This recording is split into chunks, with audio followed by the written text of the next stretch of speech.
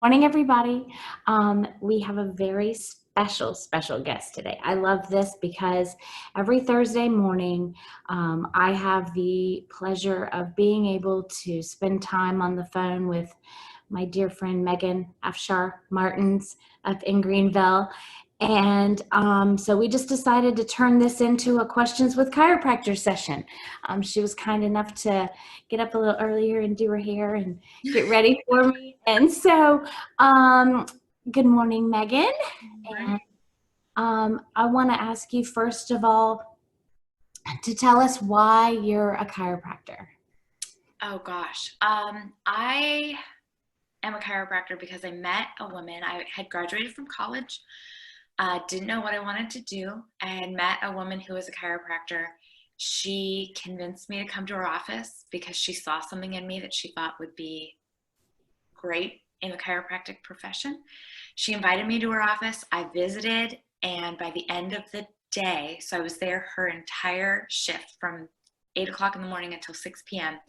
I wanted to be a chiropractor. I was just absolutely blown away. Everything I thought I knew chiropractic was not at all true, and it wasn't what she did.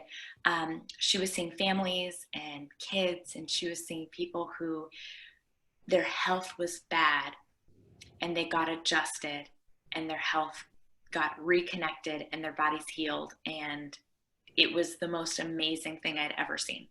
So as a 22-year-old, I think I was 22, maybe I was 23. I left her office and I just was like, okay, well, now I got to learn what I have to do to become a chiropractor. So, That's fantastic. And we are so glad you did because you are a great chiropractor. Um, I am too. I, learn- I learn something from you every day. Tell us why chiropractic is so important right now. Gosh. I mean, kind of going back to that story with Dr. Claire, if your body is disconnected, you are not going to be functioning at your optimum capacity, your optimum potential. Right now, especially, we need to be firing on all cylinders.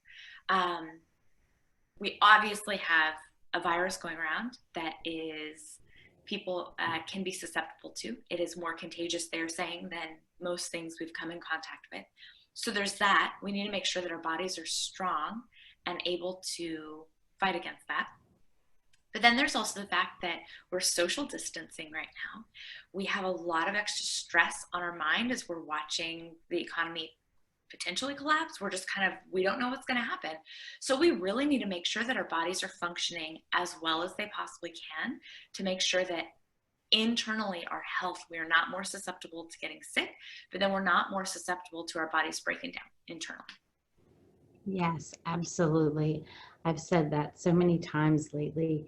And to people who don't have a clue, I mentioned to somebody at the grocery store the other day that he said something about going home, and I said, nope, I'm going to work. I'm a chiropractor and I am going to serve my people. And he said, I didn't think you guys would be essential. And I said, you obviously don't have a chiropractor. And then I went on to tell him a story, and he just had this bright look on his face and he was like, I need a card.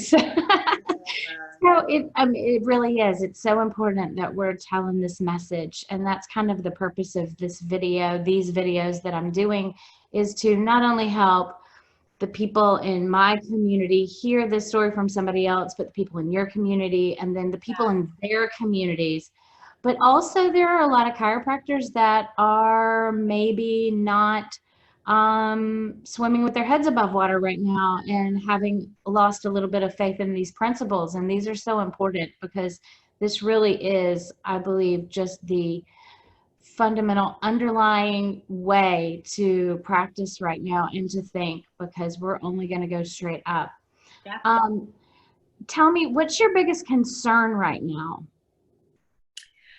It is very concerning to see people being afraid of other people, I guess. Mm. A lot of people are walking around and just looking at other people as if they're the problem. You know, we even see it not as much in our office, but we see little glimpses of it where somebody will walk in and they just kind of look at them like, oh, are you going to get me sick? Are you going to kill me? I mean, maybe they're not thinking kill me, but But really, when you go out in public, you see it, just people who see everybody else as this massive threat, and that's just not good for our soul. That's not good for humanity.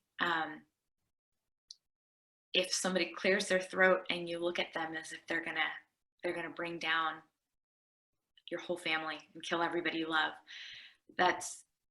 it's just not good for us to dehumanize people in that way. Obviously, if somebody is visibly sick, we shouldn't be rushing to get in their space,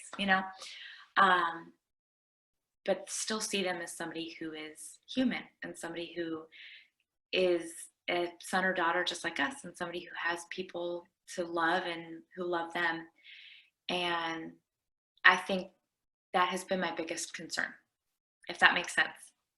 It makes 100% sense. Absolutely. I'm seeing that too.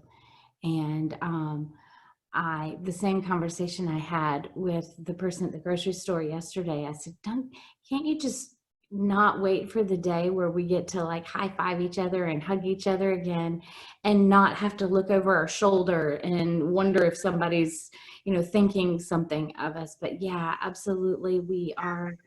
I think the human connection is so important, and especially we as chiropractors want that human connection so much more. So I've told my people often that they're going to be such leaders. Yeah.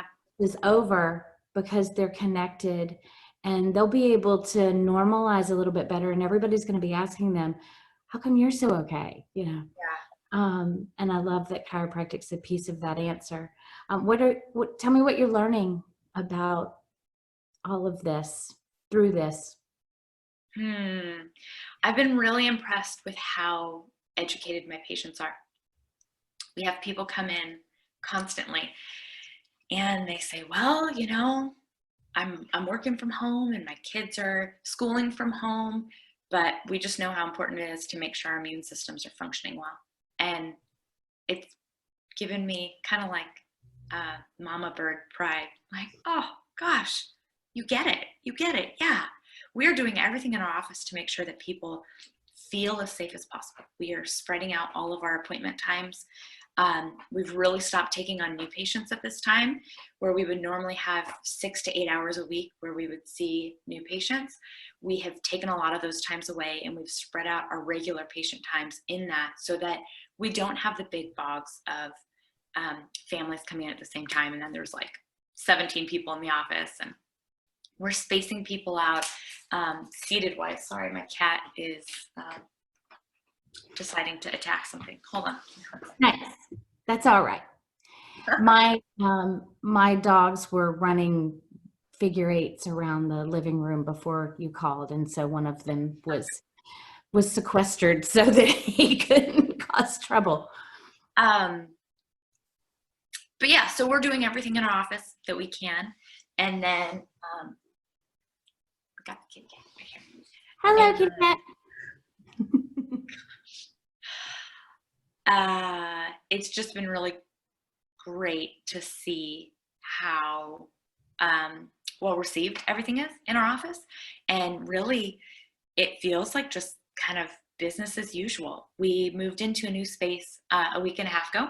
Yes. Which the timing has honestly been amazing, because it's just brought such new life to this time, which has been great.